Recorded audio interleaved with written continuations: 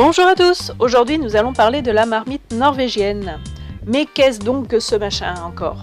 Alors ce n'est pas un plat, une cocotte, une marmite spécifique, c'est en fait un mode de cuisson.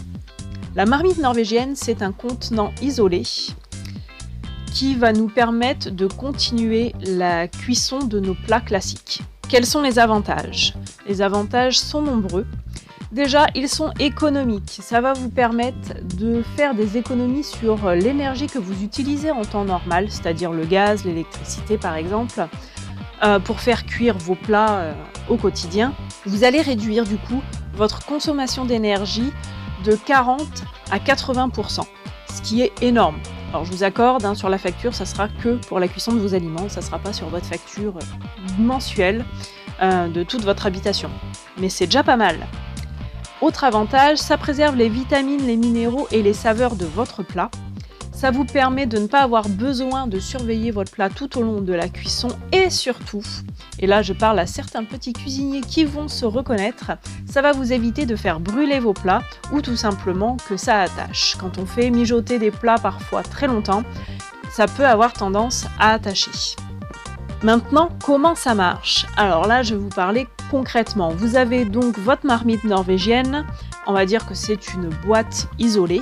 Par exemple, on va parler du riz. Donc vous allez prendre une casserole, vous allez mettre votre eau, votre riz, poser un couvercle, mettre à chauffer. Une fois que l'eau monte à ébullition, vous allez attendre 1 minute.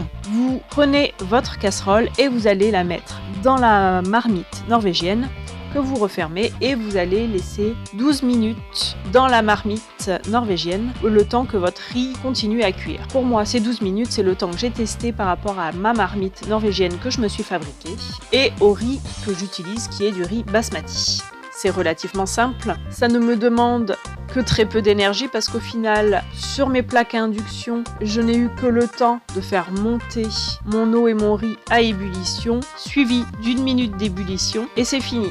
Ce n'est pas comme en temps normal où je vais laisser mon riz cuire pendant 9 minutes. Bien évidemment, là je vous ai donné l'exemple du riz, mais vous pouvez faire n'importe quel plat. Récemment, j'ai fait des plats mijotés, comme un pot-au-feu par exemple. C'était, je trouve, encore meilleur que quand je le fais avec ma cocotte minute. Dans une prochaine vidéo, je vais vous montrer comment faire votre marmite norvégienne à la maison avec très peu de matériel. Je vous dis donc à bientôt pour une prochaine vidéo. Tu peux aussi t'abonner à la chaîne YouTube et nous rejoindre sur le groupe Facebook pour avoir des recettes, des trucs et astuces régulièrement. À très vite!